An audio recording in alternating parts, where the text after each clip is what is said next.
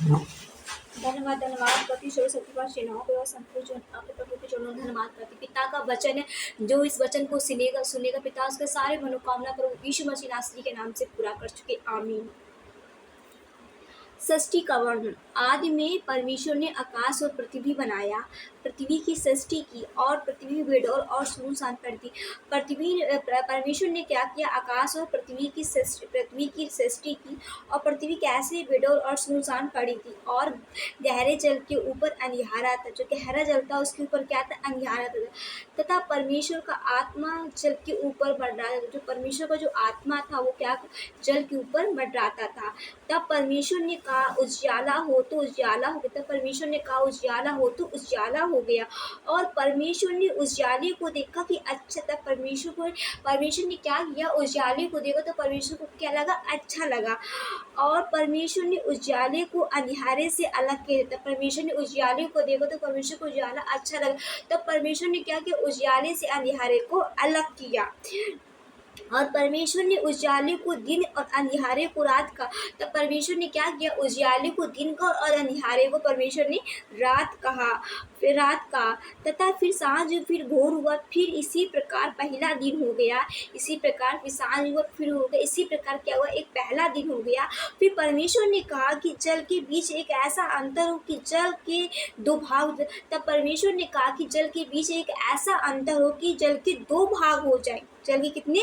दो भाग हो जाए। तब परमेश्वर ने एक अंतर करके उसके नीचे के जल और उसके ऊपर के जल को अलग किया और वैसा ही हो गया। और परमेश्वर ने उस अंतर को आकाश का। परमेश्वर ने उस अंतर को क्या कहा? आकाश का। तथा सांझ फिर भोर हुआ। इसी प्रकार दूसरा दिन हो गया। फिर परमेश्वर ने कहा आकाश के नीचे का जल एक स्थान से इकट्ठा हो जाए। इसी प्रकार दूसरा दिन हो गया। तब परमेश्वर ने कहा कि आकाश के नीचे का जल, आकाश का जो नीचे का जल है एक स्थान में इकट्ठा हो जाए। यानी कि जो जमीन में जो जल एक स्थान पे इकट्ठा हो जाए और सूखी भूमि दिखाई दे। तब परमेश्वर ने क्या कहा कि जो आकाश का जो नीचे का जल है एक जगह पर इकट्ठा हो जाए और तब क्या? सूखी भूमि दिखाई दे। भूमि दिखाई दे पृथ्वी का। और तथा जो जल इकट्ठा हुआ उसको उसने समुद्र का। जो जल इकट्ठा हुआ उसको परमेश्वर ने क्या कहा? समुद्र का। जो सूखी भूमि दिखाई दे उसको सूखी भूमि परमेश्वर ने कहा। परमेश्वर ने देखा कि अच्छा था। परमेश्वर को बहुत आनंद है। परमेश्वर देखा कि अच्छा है। फिर परमेश्वर ने कहा पृथ्वी से हरी घास तथा बीजे वाले छोटे छोटे पेड़ और फलदायी वृक्ष जिनके बीज उन्हीं में एक की जाति के अनुसार होते हैं पृथ्वी पर और उगे। और वैसा ही हो गया। तो पृथ्वी से हरी घास और छोटे छोटे पेड़ जिनमें अपनी जाति के अनुसार बीज होता है और फलदायी वृक्ष जिनके बीज एक ही जाति के अनुसार उन्हीं में होते हैं उगे। और परमेश्वर ने देखा कि अच्छा है। तथा सांझ फिर भोर हुआ। इसी प्रकार तीसरा दिन हो गया। फिर परमेश्वर ने कहा दिन को रात से अलग करने के लिए आकाश के अंतर में ज्योतियां हो। तब परमेश्वर ने कहा इस प्रकार तीसरा दिन हो गया। फिर परमेश्वर ने कहा दिन को रात से अलग करने के लिए। परमेश्वर ने क्या किया? दिन को रात से अलग करने के लिए आकाश के अंतर में ज्योतियां हो। क्या? ज्योतियां। और वे चिन्हों और नियत समयों और दिनों और वर्षों के कारण हो। और वे ज्योतियां आकाश के अंतर में प्रकाश पर पृथ्वी पर प्रकाश देने वाली भी ठहरे। क्या? पृथ्वी पर जो प्रकाश देने वाले ठहरे। और वैसा ही हो गया। तब परमेश्वर ने दो बड़ी ज्योतियां बनाई। परमेश्वर ने क्या किया? दो बड़ी ज्योतियां बनाई। उनमें से बड़ी ज्योति को दिन का प्रभुता करने के लिए परमेश्वर ने दो बड़ी ज्योतियां बनाई। और जो बड़ी ज्योति को दिन का प्रभुता करने के लिए और छोटी ज्योति को रात का प्रभुता करने के लिए बनाया। और तारागढ़ को भी बनाया। परमेश्वर ने क्या किया? तारागढ़ को भी बनाया। परमेश्वर ने उनके आकाश के अंतर में इसलिए रखा कि वे पृथ्वी पर प्रकाश दें। अंतर में इसलिए रखा कि क्या करे? जो तारे पृथ्वी पर प्रकाश दे तथा दिन और रात का प्रभुता करे। जो तारे दिन रात का क्या करे? प्रभुता करे। और परमेश्वर ने देखा कि अच्छा। परमेश्वर खुदा को क्या लगा? अच्छा। तब अच्छा तथा सांझ फिर भोर हुआ। इसी प्रकार चौथा दिन हो गया। हालेलुया आमीन। और फिर परमेश्वर ने कहा जल जीवित प्राणियों से भी बहुत ही भर जाता। परमेश्वर ने कहा कि फिर परमेश्वर ने कहा जल जीवित प्राणियों से बहुत ही भर जाए। और पक्षी के ऊपर आकाश के अंतर में उड़े।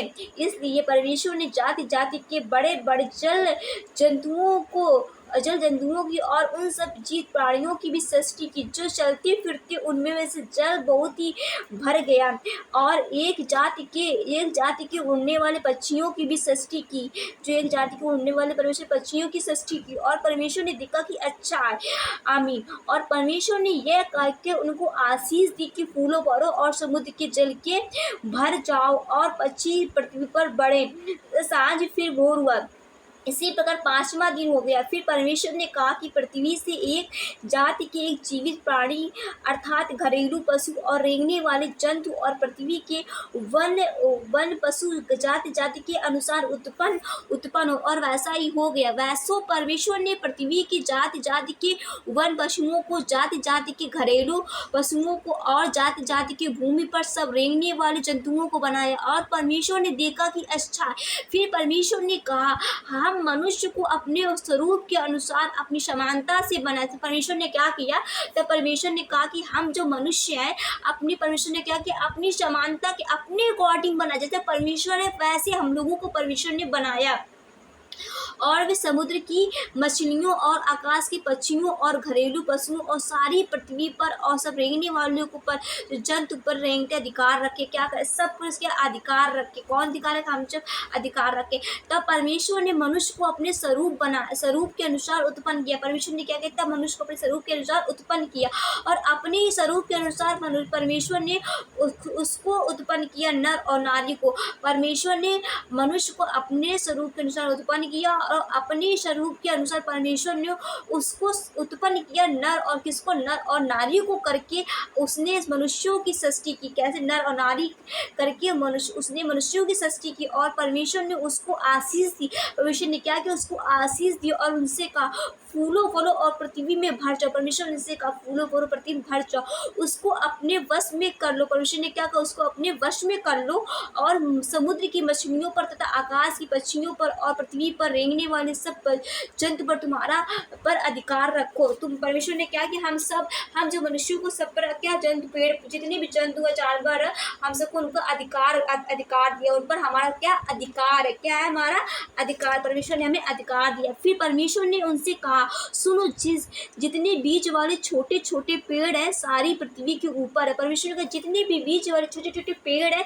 सारे पृथ्वी के ऊपर है। और जितने वृक्षों के बीज वाले फल होते वे सब मैंने तुमको दिए।